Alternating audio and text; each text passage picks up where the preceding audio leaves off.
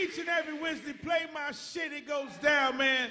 Where we bring artists, we bring people to come through, represent, we give you information, knowledge. My beautiful co-host Shakalante's in the building, King Radio representative. Wild Man Teddy T. Look, I mean, we've had some great guests here tonight, right? Yes, we have, and I learned a lot. Especially about the Miami culture. I learned a lot today. Right, and now we got the Miami culture going on another level. We're going to feature films. You know what I'm saying? Y'all give it up for my brother, Bertrand Boyd! Bertrand Boyd in the building, ladies and gentlemen. Bertrand Boyd! What's going on? What's going on? Man, like, it's like a pleasure, number one, to have you here at this time, knowing that you have the #1 movie in the world right now. Yes, that's a big accomplishment. Queen of Slim, like that's, I mean, you know, that's a great big accomplishment, but we want to start from the beginning because I know you from poetry. Right. You know what I'm saying? That's where I know you from, so it was like a big surprise when I saw you on Voices and they said you was on the movie, and I'm like, damn.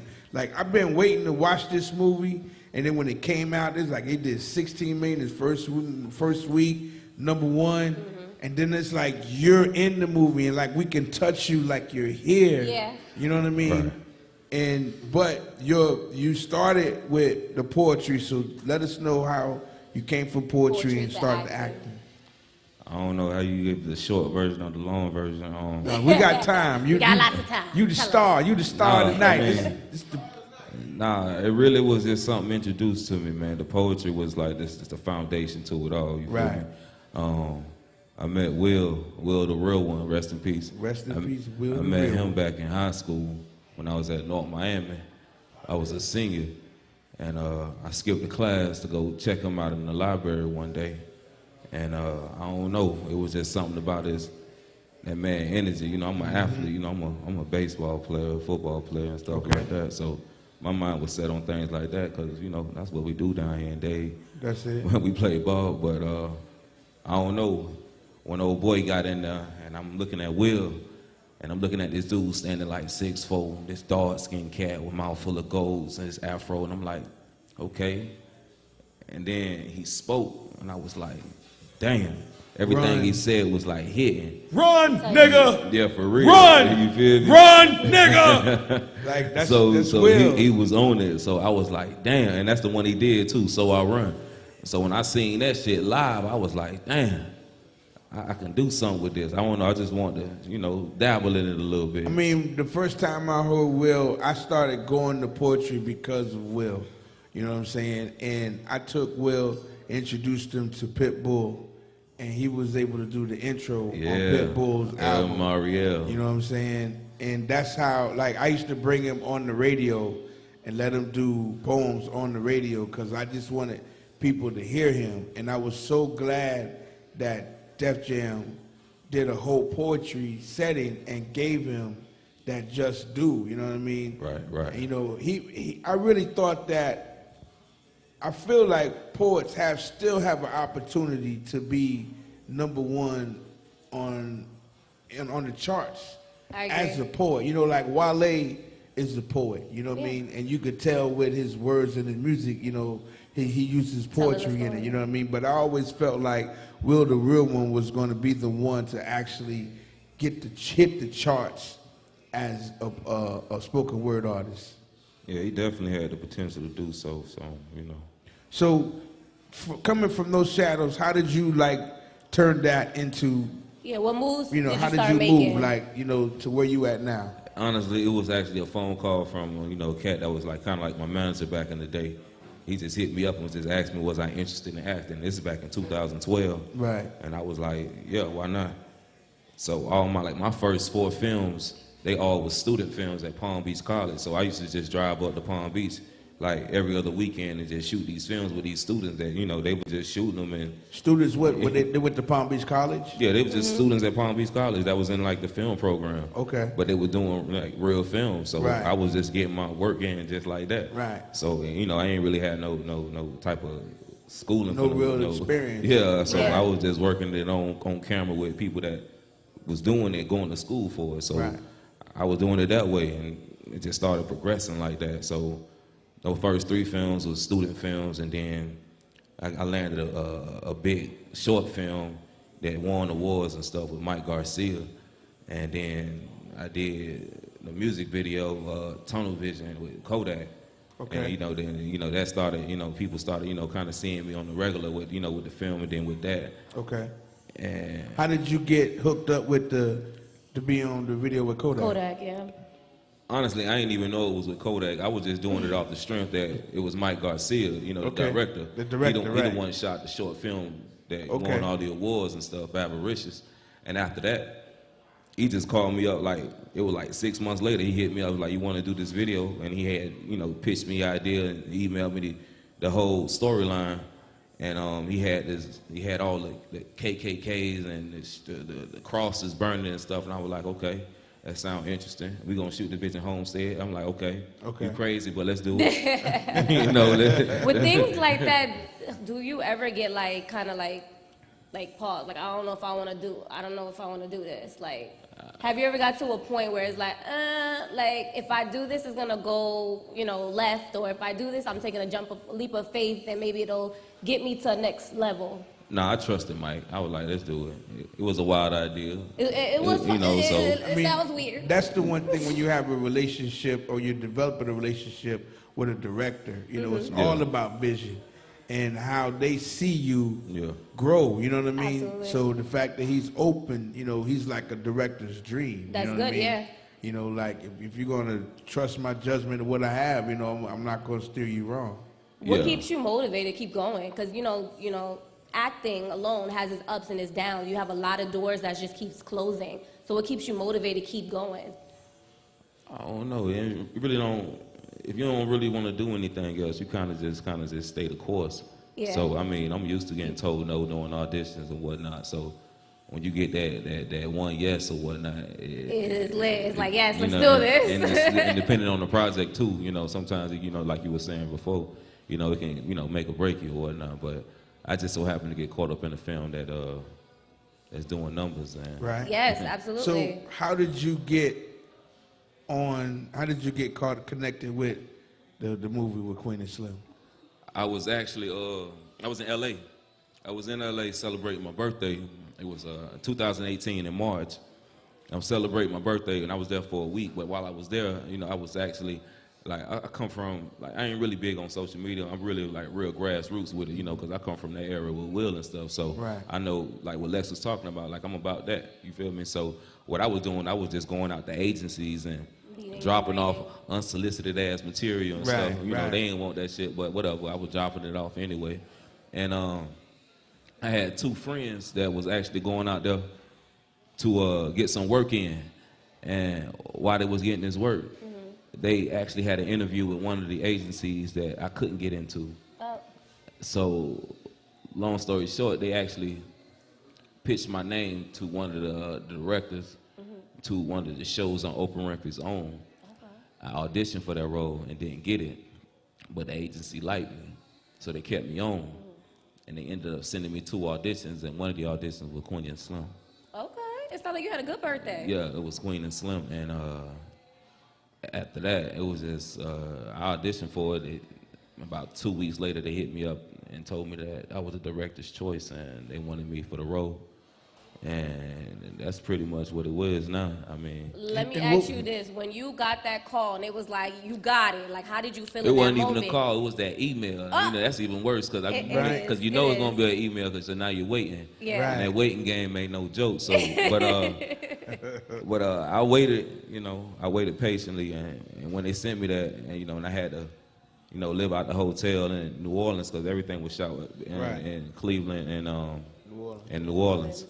It was something different. And so what was it like with the other actors? A lot of those guys the first time was only 2 people that actually with experience. Right. Yeah. Well, Daniel was I would say the most experienced in feature films, if anything. Right. It was Jodie's first feature film, who plays Queen. Right. It was Melina's first feature film director, and it was Lena's first feature film writing. So, and then it was mine as well, acting in one. So you had a lot of first timers. So there was a lot of heart being felt on the set. It was easy working with them because, I kind of was just myself in the most part. I just was kind of comfortable in my skin. So I was just on there. How did you feel when you realized you had a major role in the movie? Honestly, I didn't even know how major it was gonna be until after it dropped, and then everything just kind of just hit me all at once, like one tsunami. Like I didn't realize how important or how vital that role was until I'm getting the comments, and then I'm getting the phone calls and the emails, and I'm like, oh. Okay, this is big, real. It's major. Yeah, it's major for real. When you got that news, like, did you celebrate? How did you act? Who were you with? I'm real even killed, so I Okay. didn't really do a whole lot of celebrating. I might have had a drink or two. I'm just kind of I be vibing, so I I told don't you, really this be a cool doing. guy. I don't Just be doing chill. a whole lot. But so. it's crazy because you're getting like a lot of people are like negative, like, oh man, when I see you, I'm gonna get you. Like, You know what though? I get it though, cause I understand the emotion that attached to the film. So I understood the road that I was taking anyway. Right. I just didn't realize that what I was gonna receive after that. Right. But actually, when I've been out and stuff, like it's been like I was in Art Basel. Mm-hmm. It was interesting. It had a lot of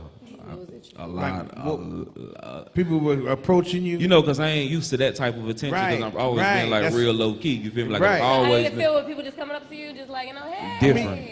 different? Because you gotta It was think, weird. like, think You know, about this. and I Like had- this movie just came out Friday, Right. Mm-hmm.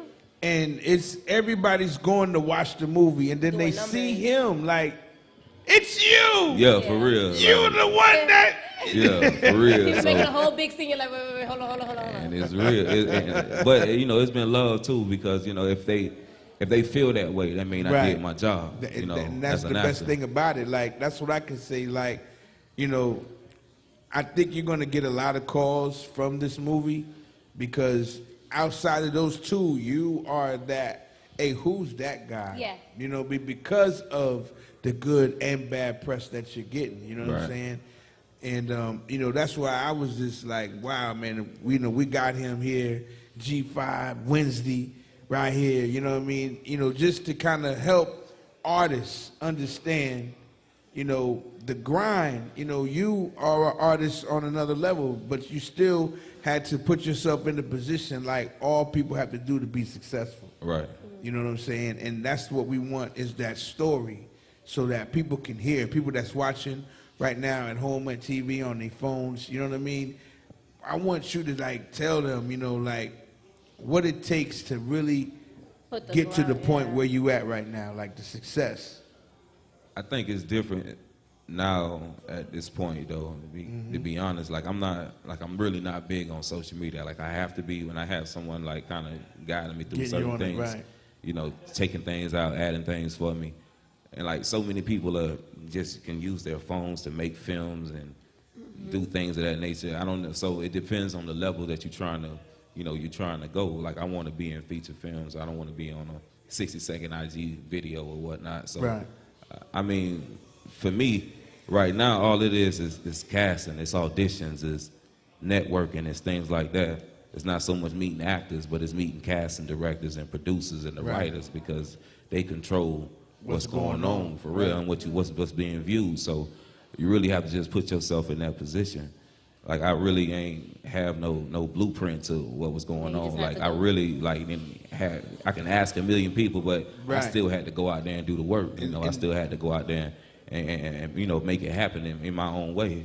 And with meeting people, and depends on your circle too, man. Yeah. Like I had two friends that was going out there to be writers on the show. Like the people that you hang around, if they That's it. handling their business too, like. Hey put man, you if they on. like that, it's a give and take. Like, they gonna put you on it, so many ways, or put you in a position where you can put yourself on. That's like it. I auditioned for the role, but I didn't get it. But I was in the room. Sometimes Right. you just got to be in the And room. that's it. Somebody else might notice you like, well, hey, you didn't get that, but you can do Hey, this. I could use you for this. You know Right. what I'm saying? So that's kind of like what happened. So when I got that role, it was the casting director that told Melina that like I have the perfect person for this role, and that's when I got the email. And then they fly me. I fly to Atlanta, then I fly to LA, and then I'm back home, and then next thing I know, I get the email saying that, hey, we want you for this. So like the full budget production of what you're doing, compared to a short film, like what was the difference?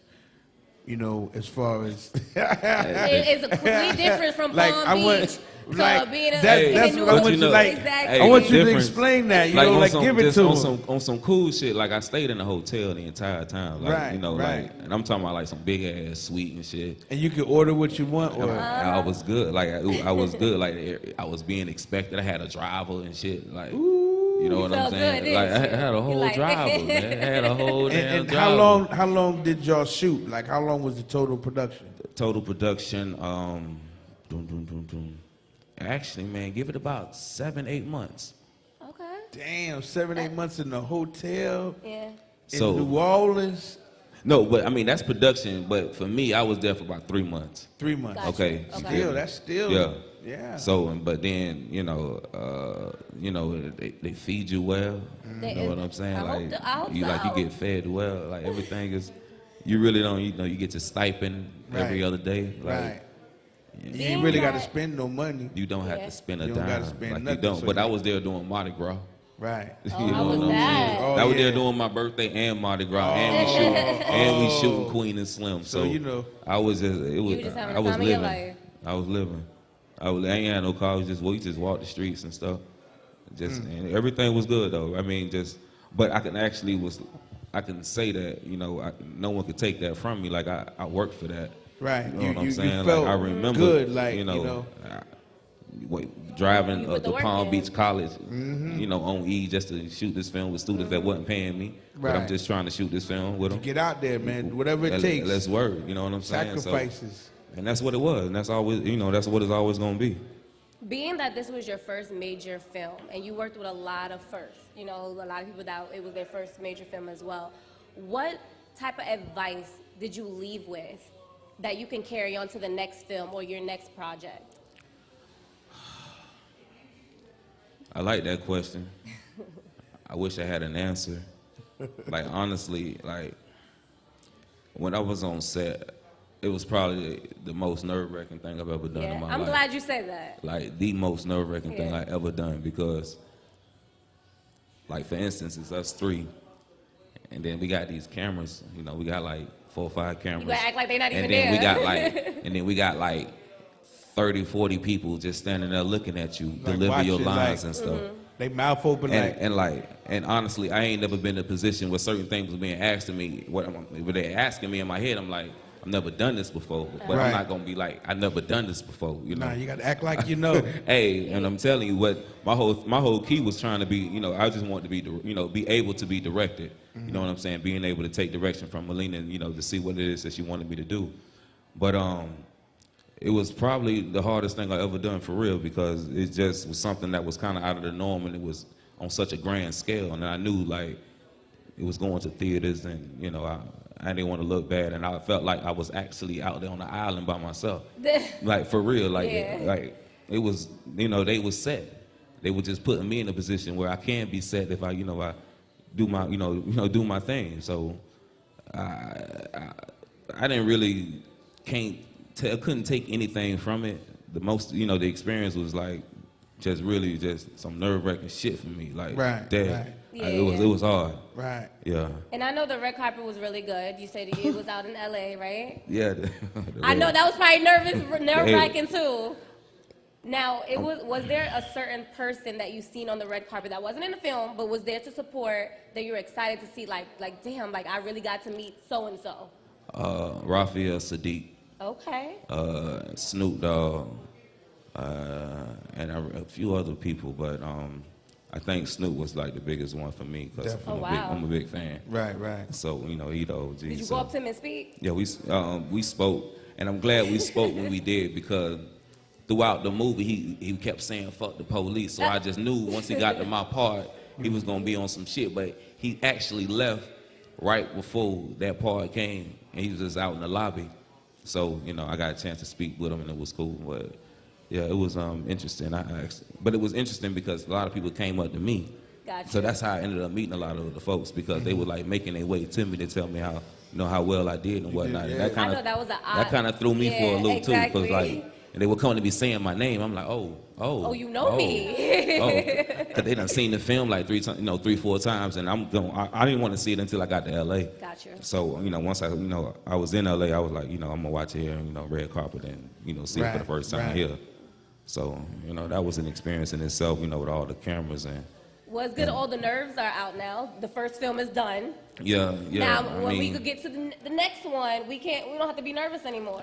yeah. We already know what to expect. I mean, I know what to expect, but my nerves gonna still be pretty bad. I know me. Because you're still getting in it. It's You're still still getting new. your Yeah, feet wet. I'm still getting Especially it in. if it's another big production, like if you already got a good production, now your next movies could be even bigger, Bigger, Yeah. yes. bigger stars. What I mean? Absolutely. So it might be a whole nother element that it'll be in place.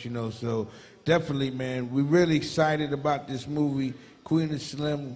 It is the #1 movie in the country right now. We have one of the stars of the movie here with us right now, G5. Could you just give the people Social just media. some jewels, like give them something, as far as advice to be able to make it? Man, I think staying the course is just really where it's at. Like you just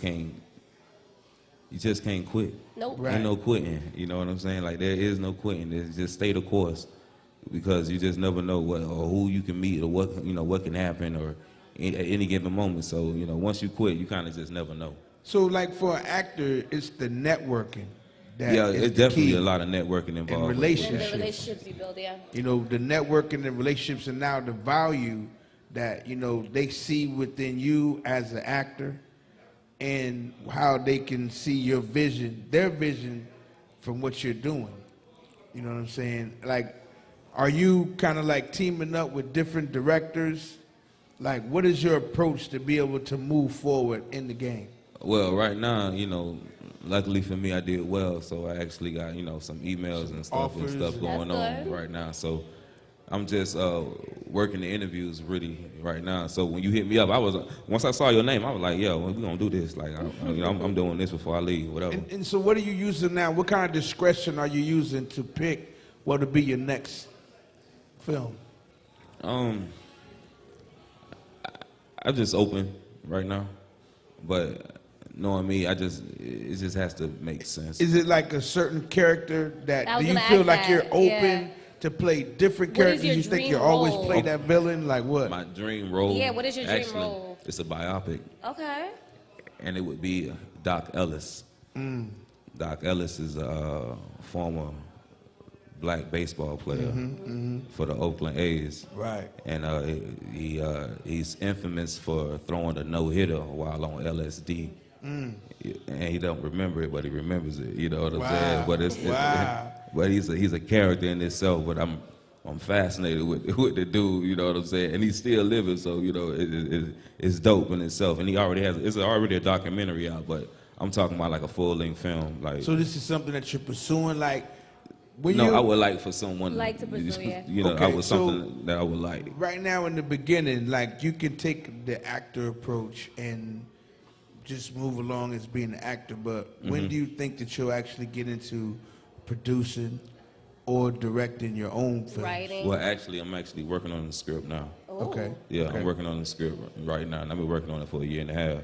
Okay. So, and I already have some people that I kind of pitched it to, since with all the networking that's been thrown my way with everything. So it's easy Jump to on actually it. meet anyone right now Right. for me.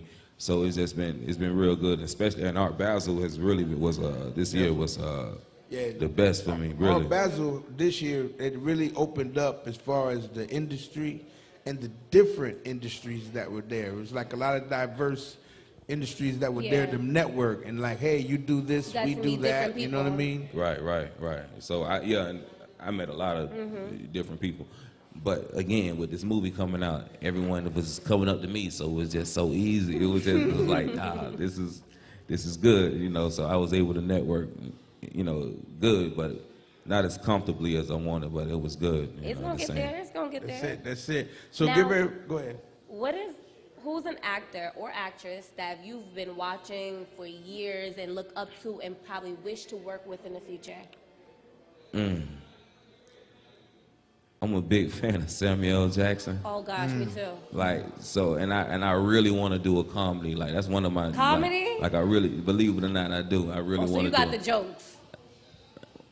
I really want to do a comedy. I really want to do a comedy for real. So that's something that's something else I would like to do. So he would be one of the persons I would love to do a film with. That's what's up. We're gonna speak it into existence. Yeah, all right, we're gonna make yes, it. Yeah, there we go. Throw That's it in the it. That's atmosphere. it. Y'all make sure, y'all, if you haven't seen the movie yet, please go check out Queen and Slim. It's in theaters right now. It's even going to be on demand, I think, by Christmas, maybe, because they be trying to work those movies kind of fast. Real quick. You know what I'm saying? But please go check it out. We got him in the studio live with us right now. Y'all give it up one time for Bertrand Boy! We'll be right back. G5 Live Wednesday. Play my shit!